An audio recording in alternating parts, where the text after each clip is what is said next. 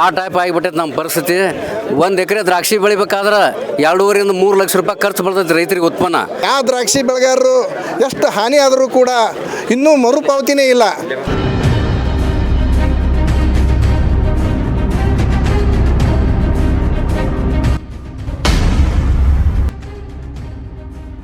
ದ್ರಾಕ್ಷಿ ಬೆಳೆಗಾರ ಅಂತ ನಾವು ಬಿಜಾಪುರ ಜಿಲ್ಲೆ ಎಲ್ಲ ರೈತರು ಕೂಡಿದ್ದೀವಿ.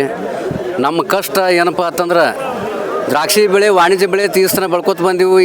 ಇವತ್ತು ಅದು ಏನಾಗಿತ್ತಪ್ಪ ಅಂತಂದ್ರೆ ನಿಸರ್ಗ ವಿಕೋಪದಿಂದ ಒಟ್ಟು ಅದು ನಾವು ಬೆಳೆಯೋದಕ್ಕೆ ಕ್ಲೈಮೇಟ್ಗೆ ಸಂಬಂಧ ಇಲ್ಲ. ಆ ಟೈಪ್ ಆಗಿಬಿಟ್ಟೈತೆ ನಮ್ಮ ಪರಿಸ್ಥಿತಿ. 1 ಎಕರೆ ದ್ರಾಕ್ಷಿ ಬೆಳಿಬೇಕಾದ್ರೆ 2.5 ರಿಂದ 3 ಲಕ್ಷ ರೂಪಾಯಿ ಖರ್ಚು ಬರ್ತೈತೆ ರೈತರಿಗೆ ಉತ್ಪನ್ನ. ಅದು ಏನು ಉತ್ಪನ್ನ ಬರ್ತೈತಿಲ್ಲ ಆ ಉತ್ಪನ್ನದ ಖರ್ಚಿನಟ್ಟು ಉತ್ಪನ್ನ ನಮಗೆ ಬರ್ಲಿಕ್ಕೆ ಸಾಧ್ಯ ಇಲ್ಲ. ಸುಮ್ಮನೇನೋ ಸಾಲ ಸೋಲ ಮಾಡಿ ಹಂಗೆ ನಾವು ಮಾಡ್ಕೊತ ಹೊಂಟೀವಿ. ಅದ್ರಾಗ ನಾವು ಇನ್ಶೂರೆನ್ಸ್ ತುಂಬ್ತೀವಿ ಹಂಗೆ ವರ್ಷ ಹೋದ ಸಲ ಎಲ್ಲ ಭಯಂಕರ ದ್ರಾಕ್ಷಿ ಬೆಳೆಗಳೆಲ್ಲ ಹಾಳಾದವು. ಎಲ್ಲಿಯೋ ಸ್ವಲ್ಪ ಒಂದು 10% 10-15% ದ್ರಾಕ್ಷಿ ಬೆಳೆದೈತಿ. ರೇಟ್ ಆಗೈತಪ್ಪ ಅಂತಂದರೆ ಕಡಿಮೆ ಬೆಳೆದೈತೆ ಅಂದ್ರೆ ಐತಿ. ಭಾಳಷ್ಟು 100-70-80% ರೈತರೆಲ್ಲ ಹಾಳಾಗ್ಯಾರ. ಮತ್ತು ಹೋದ ಸಲನೂ ಹಂಗಾಗೈತಿ. ಇದು ಸಲನೂ ಕಡ್ಡಿ ಒಟ್ಟು ಬಿಸಿಲು ಇರ್ಲಾರ್ಕಾಯಿ ಕಡ್ಡಿನೂ ಗರ್ಭಾಗಿಲ್ಲವು. ಅಂಥ ಪರಿಸ್ಥಿತಿ ಒಳಗೆ ಭಯಾನಕ ಪರಿಸ್ಥಿತಿ ಒಳಗೆ ನಾವು ಇದೀವಿ. ಆ ದ್ರಾಕ್ಷಿ ನಂಬ್ಕೊಂಡು ನಾವು ಏನು ಸಾಲ ಸೋಲ ಬ್ಯಾಂಕಿನಾಗ ಮಾಡಿದೆವು ಒಟ್ಟು ಬೆಳೆ ಬರೋದಕ್ಕೆ ಸಾಲಿಗೆ ಸಂಬಂಧ ಇಲ್ಲ. ಇನ್ನಾತನ ಯಾವ ರೈತರು ಸಾಲ ಕಟ್ಲಿಕ್ಕೆ ಸಾಧ್ಯನೇ ಆಗಿಲ್ಲ. ಅಂಥ ಸಂದರ್ಭ ನಮ್ಮ ರೈತರ ಪರಿಸ್ಥಿತಿ ನಮ್ಮದಾಗೈತಿ. ಯಾಕಂದ್ರೆ ನಾವು ದೇಶಕ್ಕೆ ಒಂದು ಒಣ ದ್ರಾಕ್ಷಿಯನ್ನು ಬೆಳೆದು ಕೊಡ್ಲಾತಿದ್ದೀವಿ. ಆದ್ರೆ ನಾವು ದ್ರಾಕ್ಷಿ ಬೆಳೆದು ಕೊಡ್ಲಾತೀವಿ ದೇಶಕ್ಕೆ. ಆದ್ರೆ ರೈತರಿಗೆ ಮಾತ್ರ ಏನೂ ಸುಖ ಇಲ್ಲ.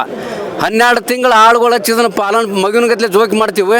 ಆದ ನಿಸರ್ಗ ವಿಕೋಪದಿಂದ ಪ್ರತಿ ವರ್ಷವೂ ನಮ್ಮ ದ್ರಾಕ್ಷಿ ಬೆಳೆ ಹಾಳಾಗತ್ತೆ. ಅದಕ್ಕೆ ನಮ್ಮ ಸಂಘಟ ರೈತರಿಗೆ ಸರ್ಕಾರದವ್ರು ಬಂದು ನೀವು ಕೈ ಹಚ್ಚಿರ ನಮ್ಮ ದ್ರಾಕ್ಷಿ ಬೆಳೆಗಾದವ್ರು ಉಳಿತೀವಿ. ಇಲ್ಲಿಕಂದ್ರೆ ಉಳಿಲಕ್ಕೆ ಸಾಧ್ಯನೇ ಇಲ್ಲ. ಇಂಥ ಭಯಾನಕ ಪರಿಸ್ಥಿತಿ ಒಳಗೆ ನಾವು ಇದ್ದೀವಿ. ಇನ್ನು ಮುಂದಿನ ದಿನಮಾನದೊಳಗೆ ನೀವು ಗೌರ್ಮೆಂಟ್ ರೈತರ ಕೈ ಹಿಡಿಲಿಕ್ಕಂದ್ರೆ ನಾವೆಲ್ಲ ಕಡ್ದಕ್ಕಿಂತ ಸಾಲನೂ ಅಲ್ಲೇ ಉಳಿತೈತಿ, ಬ್ಯಾಂಕ್ನಾಗೆ ಉಳಿತೈತಿ. ನಾವೆಲ್ಲ ಅನಾಥರಾಗ್ತೀವಿ. ನಮ್ಮ ಕಷ್ಟಗಳಿಗೆ ನೀವೇನು ಇಲಾಖೆಯವ್ರು ಅದಿರಿ, DC ಅವರಾಗಲಿ ಎಲ್ಲರೂ ಸ್ಪಂದನೆ ಮಾಡಿರಿ. ಮತ್ತು ನಮ್ಮ ಸಾಹೇಬರ ಕ್ಷೇತ್ರದಲ್ಲಿ ಸಚಿವರ ಕ್ಷೇತ್ರದಲ್ಲೇ ಅತಿ ಹೆಚ್ಚಿನ ಬೆಳೆಗಾರದೀವಿ. ಮುಂದಿನ ದಿನಮಾನಗಳಲ್ಲಿ ಅವರು ಸಾಹೇಬರು ಸರ್ಕಾರಕ್ಕೆ ಅದನ್ನು ಒಂದು ಸ್ವಲ್ಪ ಮನವರಿಕೆ ತಂದು ಅತಿ ಶೀಘ್ರದಲ್ಲೇ ನಮಗೆ ಏಪ್ರಿಲ್ ಮೇದಾಗೆ ಬರಬೇಕಾಗಿತ್ತು ಇನ್ಶೂರೆನ್ಸ್. ಇನ್ನು ಆಗಸ್ಟ್ ಬಂದರೂ ನಮಗೆ ಇನ್ಶೂರೆನ್ಸ್ ನಮ್ಮ ಕೈಗೆ ಹತ್ತಿಲ್ಲ. ಇನ್ನು ಹೊತ್ತುಕೊಂಡ್ರೆ ನಮಗೆ ಚಾಟ್ನಿ ಮಾಡೋ ಟೈಮ್ ಬಂದು ಸೆಪ್ಟೆಂಬರ್. ಅದ್ರಲ್ಲಿ ಬೇಗ ನಮಗೆ ಒಂದು ಸ್ವಲ್ಪ ಇನ್ಶೂರೆನ್ಸ್ ದುಡ್ಡು ಕೈಗೆ ಹತ್ತಂದ್ರೆ ಸ್ವಲ್ಪ ಔಷಧ ಗೊಬ್ಬರ ಅಂಥವಿಂಥವು ಆಳ್ಪಗಾರ ನಮಗೆ ಹೆಲ್ಪ್ ಆಗ್ತೈತಿ. ಅದಕ್ಕೆ ದಯಮಾಡಿ ಇದು ಎಲ್ಲರೂ ಮಾನ್ಯ ಸರ್ಕಾರ ಹಾಗೂ ಸಚಿವರು ಇದಕ್ಕೆ ಸ್ವಲ್ಪ ಗಮನ ಕೊಟ್ಟು ಈ ಮುಂದಿನ ದಿನಮಾನಗಳಲ್ಲಿ ರೈತರಿಗೆ ಸಹಾಯ ಮಾಡಬೇಕು. ನಾವು ಕಟ್ಟಿದ ಇನ್ಶೂರೆನ್ಸ್ಗೆ ಪರಿಹಾರ ಅದಕ್ಕೆ ದೊರಕಬೇಕು. ಅದೇನು ನಾವು ಕಟ್ಟಿದ್ದೀವಿ ಇನ್ಶೂರೆನ್ಸ್ ಪ್ರೀಮಿಯಮ್ ಅದು 2,80,000 ರೂಪಾಯಿ ನಮಗೆ ಬರಬೇಕು. ಅದನ್ನೆಲ್ಲ ಹೊರತುಪಡಿಸಿ ಸ್ವಲ್ಪ ಎಲ್ಲರೂ ಕಣ್ಣು ಒರೆಸೋ ಕೆಲಸ ನಡೆದೈತಿ.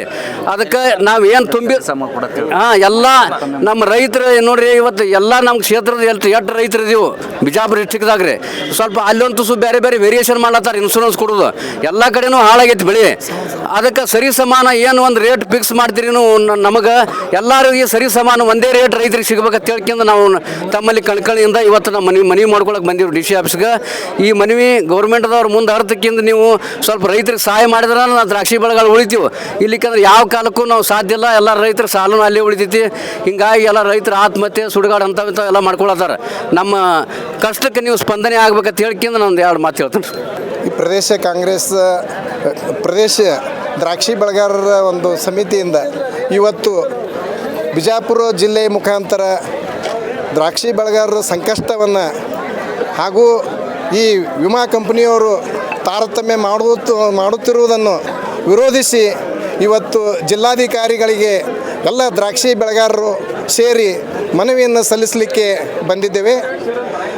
ಸುಮಾರು ವರ್ಷಗಳಿಂದ ವಿಮಾನ ಕಂತುಗಳನ್ನು ತುಂಬಿಕೊಳ್ಳುತ್ತಾ ನಮಗೆ ವಾಪಸ್ ಯಾವ ದ್ರಾಕ್ಷಿ ಬೆಳೆಗಾರರು ಎಷ್ಟು ಹಾನಿ ಆದರೂ ಕೂಡ ಇನ್ನೂ ಮರುಪಾವತಿನೇ ಇಲ್ಲ. ಅದ ಕಾರಣ ಇವತ್ತಿನ ದಿವಸ ಎಲ್ಲ ರೈತರು ನಮ್ಮ ದ್ರಾಕ್ಷಿ ತೋಟದಾಗ ಹೋದ್ರೆ ಇಂಥ ನೈಸರ್ಗಿಕ ವಿಕೋಪದಿಂದ ದ್ರಾಕ್ಷಿ ಬೆಳೆಗಳು ಕೂಡ ನೋಡಲಿಕ್ಕೆ ಸಾಧ್ಯ ಆಗ್ತಾ ಇಲ್ಲ. ಇಂಥ ಸಂದರ್ಭದಲ್ಲಿ ಹೋದ ಸಲನೂ ಲಾಸ್ ಮತ್ತು ಈಗ ಮುಂದೆ ಬರ್ತಕ್ಕಂಥ ಬೆಳೆನೂ ಕೂಡ ಲಾಸ್ ಆಗುವ ಒಂದು ಹೆಚ್ಚು ಅವಶ್ಯಕತೆ ಇರುವುದರಿಂದ ನಾವು ಇವತ್ತು ನಮ್ಮ ದ್ರಾಕ್ಷಿ ಬೆಳೆಗಾರ ಎಲ್ಲ ರೈತರ ವತಿಯಿಂದ ಜಿಲ್ಲಾಧಿಕಾರಿಗಳಿಗೆ ಸರಿಯಾದ ಟೈಮಿಗೆ ಪಾವತಿಸಬೇಕು, ಈ ವಿಮಾ ಕಂತನ್ನು ನಮ್ಮ ದ್ರಾಕ್ಷಿ ಬೆಳೆಗಾರರಿಗೆ ಸಂದಾಯ ಮಾಡಬೇಕು ಅಂಥೇಳಿ ಒತ್ತಾಯಪೂರ್ವಕವಾಗಿ ಹೇಳಲಿಕ್ಕೆ ಇವತ್ತು ಎಲ್ಲ ಅಧಿಕಾರಿಗಳಿಗೆ ನಾವು ಮನವಿಯನ್ನು ಸಲ್ಲಿಸಿದ್ದೀವಿ.